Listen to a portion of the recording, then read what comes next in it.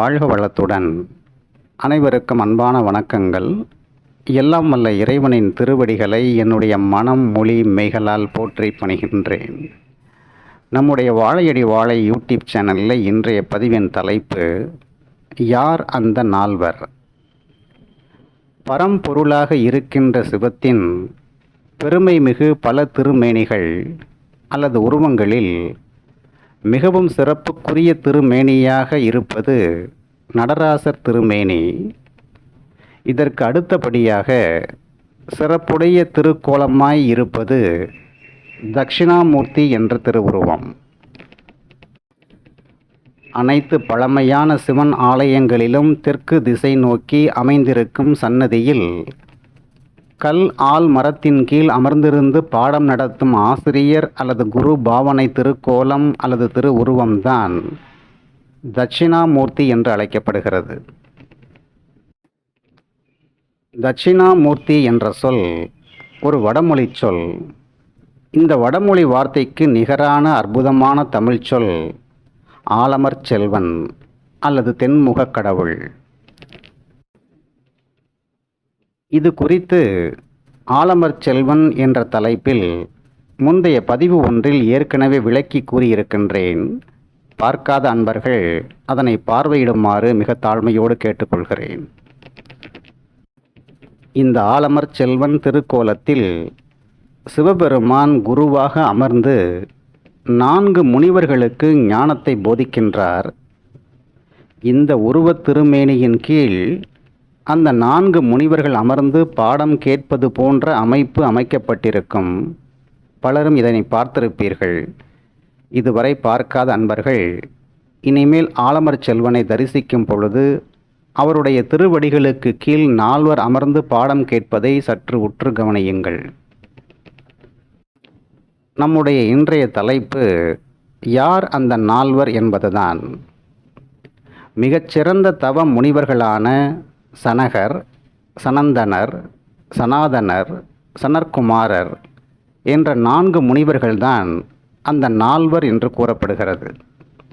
இந்த 4 முனிவர்களும் வேதம், ஆகமம், உபனிஷத்துக்கள், ஸ்ருதி, ஸ்மிருதி போன்ற அனைத்து ஞான நூல்களையும் கல்வியாக கற்று அதில் கரை கண்டவர்கள்.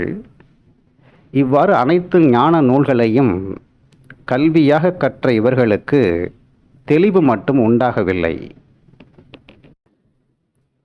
இதற்கு மிக முக்கிய காரணம், ஒவ்வொரு ஞான நூலிலும் கூறப்படுகின்ற கருத்துக்கள் ஒத்தவையாக இல்லாமல் ஒன்றுக்கொன்று முரண்பட்டு இருந்தன. எனவே முனிவர்கள் எது சரி எது தவறு என்ற குழப்பத்தில் இருந்தார்கள். தங்களுக்கு ஏற்பட்ட மனக்குழப்பத்தை தீர்க்க வல்ல ஒரே நபர் சிவம் மட்டும்தான் என்று உணர்வால் உணர்ந்து சிவத்தை நாடிச் சென்று தங்களுக்கு ஏற்பட்டிருந்த சந்தேகங்களை தெளிவுபடுத்திக் கொள்ள விரும்பி கைலாயம் சென்று அங்கு வாயிலில் இருந்த நந்தியம் பெருமானிடம் அனுமதி பெற்று சிவத்திடம் சென்று தங்கள் குழப்ப நிலையை எடுத்து கூறினார்கள். இந்த 4 முனிவர்களுக்கும் ஏற்பட்ட சந்தேகங்களுக்கு விடை கூறுவதற்காக, உண்மைகளை உணர்த்துவதற்காக சிவம் மேற்கொண்ட குரு பாவனை அல்லது ஆசிரியர் கோலம்தான் ஆலமர் செல்வன் என்ற தட்சிணாமூர்த்தி கோலம். இந்த கோலத்தில் சிவமே குருவாக வந்து இருந்து ஞானத்தை போதிப்பதால் இந்த திருமேனி குரு தட்சிணாமூர்த்தி சன்னதி என்றும் அழைக்கப்படுகிறது. நவ கிரகத்தில் வருகின்ற குரு என்கின்ற வியாழ கிரகம் வேறு, தற்போது நாம் பார்த்து கொண்டிருக்கின்ற குரு தட்சிணாமூர்த்தி என்பது வேறு என்று புரிந்து கொள்ள வேண்டும். மக்களிடையே இந்த புரிதல் இல்லாததால் நவ கிரகத்தில் உள்ள குரு பகவானுக்கு செய்ய வேண்டிய பரிகார பூசைகளை தென்முக கடவுளாக உள்ள ஆலமர் செல்வனுக்கு செய்கின்றார்கள். குரு பெயர்ச்சி என்ற கிரக பெயர்ச்சியின் போதும் ஆலமர் செல்வன் சன்னதியில், அதாவது தட்சிணாமூர்த்தி சன்னதியில் கூட்டம் அலை மோதுவதை நீங்கள் காணலாம். இது மக்களின் தவறான புரிதலாக இருந்தாலும் கூட வழிபட வேண்டிய கடவுளைத்தான் வழிபடுகின்றார்கள் என்ற வகையில் எனக்கு திருப்திதான். அனைத்து வியாழக்கிழமைகளிலும் கோவிலுக்குச் சென்று குரு வணக்கம் செய்யுங்கள் என்று ஜோதிட சாஸ்திரம் கூறுகின்ற குரு பகவான் தட்சிணாமூர்த்தியை குறித்ததல்ல என்று புரிந்து கொள்ளுங்கள். அங்கு கூறப்படுகின்ற குரு பகவான் என்பது நவ கிரகத்தில் உள்ள வியாழன் என்ற குரு பகவானை குறிக்கின்றது என்று புரிந்து கொள்ளுங்கள். ஆனால் நான் பார்த்த வரையில் அனைத்து வியாழக்கிழமைகளிலும் ஆலமர் செல்வனுக்கு மஞ்சள் நிறை ஆடை அணிவிக்கப்படுகிறது, சுண்டல் மாலை சாற்றப்படுகிறது.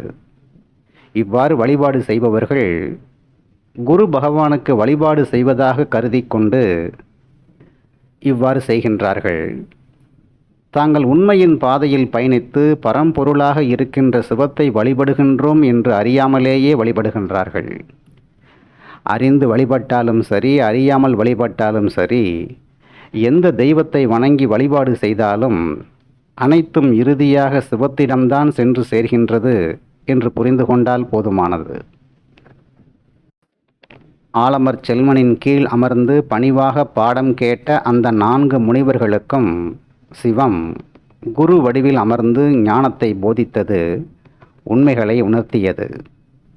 அதற்காக சிவம் காட்டுகின்ற வலது கர முத்திரைதான் மோன முத்திரையான சின் முத்திரை. இந்த முத்திரை உணர்த்தும் பொருள் என்ன? உயிர்கள் ஆணவம், கன்மம், மாயை என்ற 3ஆல் பந்திக்கப்பட்டிருக்கின்றது. எப்போது உயிர்கள் இந்த 3இன் சார்பிலிருந்து விடுபட்டு சிவத்தை நோக்கி வருகின்றதோ அப்பொழுது சிவம் தன் அருளால் உயிரை நோக்கி சென்று அரவணைத்து தன்னுடன் இணைத்துக் கொள்கிறது. இந்த உண்மை ஞானத்தை சிவம் முனிவர்களுக்கு வார்த்தைகளாக கூறாமல் உணர்வாக சின்முத்திரை அடையாள குறியீட்டின் வழியாக உணர்த்தியது. சின்முத்திரை குறியீட்டில் உள்ள ஆள்காட்டி விரல் கட்டை விரலை நோக்கி வளைந்து வந்து கட்டை விரலுக்கு கீழ் அடங்கி இருப்பதை பாருங்கள். மீதம் இருக்கின்ற நடுவிரல் அதாவது ஆணவம், மோதிர விரல் அதாவது கன்மம், சுண்டு விரல் அதாவது மாயை என்ற 3 விரல்களும் தனித்து நிற்பதையும் பாருங்கள்.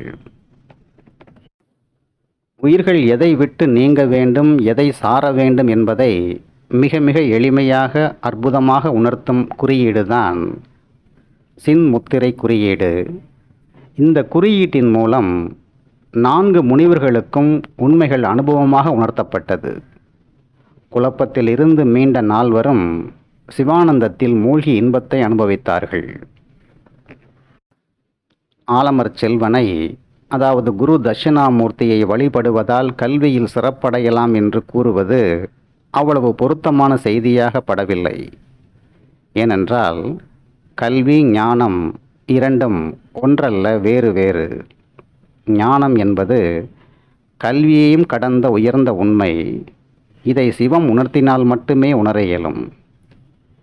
கல்வியில் சிறப்படைய வேண்டும் என்று கருதித்தான் இன்று பலரும் தட்சிணாமூர்த்தி வழிபாடு செய்கின்றார்கள்.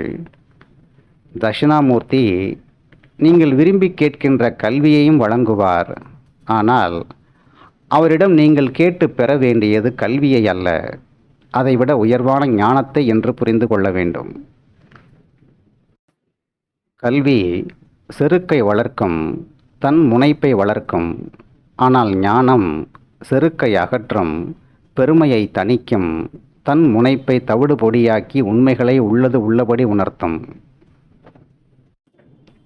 உலகியலாக கூட நமக்கு கிடைக்கின்ற ஏதேனும் 2 பொருட்களில் சிறப்பானதையே தேர்வு செய்ய விரும்புகின்ற நாம் ஏன் சிறப்பான ஞானத்தை சிவத்திடம் விரும்பி கேட்பதில்லை?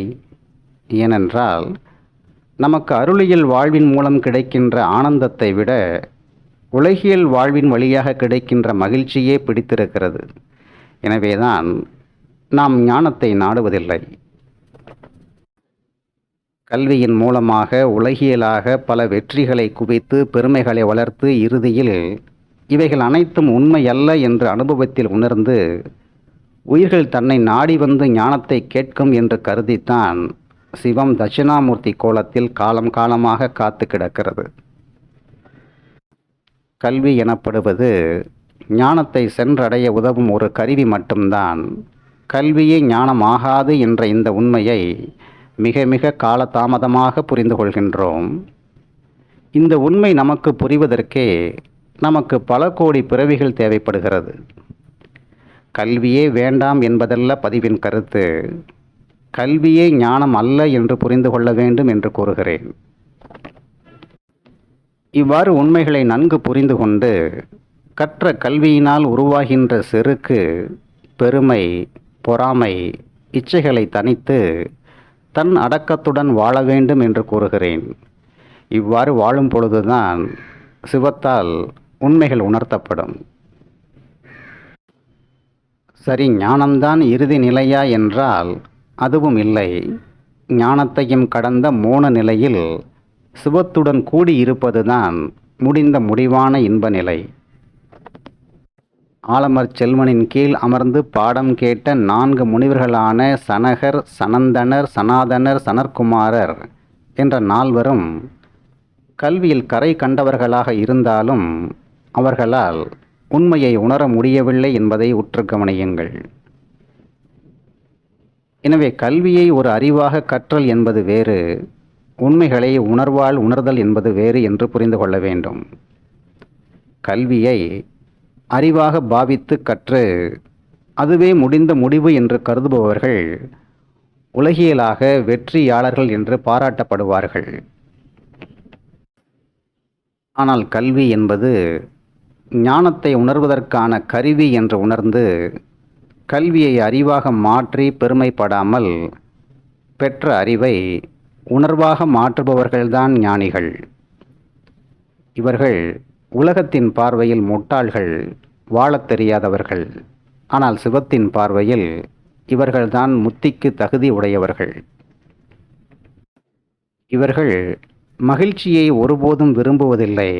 மாறாக எப்போதும் சிவானந்தத்தில் திளைத்து இருக்க வேண்டும் என்று விரும்புவார்கள். மகிழ்ச்சி என்பது தற்காலிகமானது, அது வரும் போகும். ஆனால் சிவானந்தம் என்பது நிலையானது, என்றுமே குறையாதது. மகிழ்ச்சி என்பது ஒரு வகை உணர்ச்சி, ஆனால் ஆனந்தம் என்பது உணர்வு. உணர்ச்சிகளுக்கு ஆட்படாமல் உணர்வினை நோக்கி பயணிக்க விருப்பம் உடையவர்கள் முதலில் செய்ய வேண்டியது பெருமைகளை துறக்க வேண்டும். பின்னர் பொறாமையற்ற வாழ்வு வாழ வேண்டும். இறுதியாக இச்சைகள் இல்லாத வாழ்க்கை வாழ வேண்டும். இந்த நிலையை எட்டிய பிறகு தட்சிணாமூர்த்தி என்ற ஆலமர் செல்வனிடம் உங்களை முழு ஒப்படைப்பு செய்தால் 4வருக்கு உணர்த்திய உண்மைகளை சிவம் உங்களுக்கும் உணர்த்தும் என்று கூறி இந்த பதிவை நிறைவு செய்கின்றேன். நன்றி, வணக்கம், வாழ்க வளத்துடன். அவன் அருளாலே அவன் தாழ் வணங்கும் மகிழ்ச்சியுடன் உங்கள் ராதாகிருஷ்ணன்.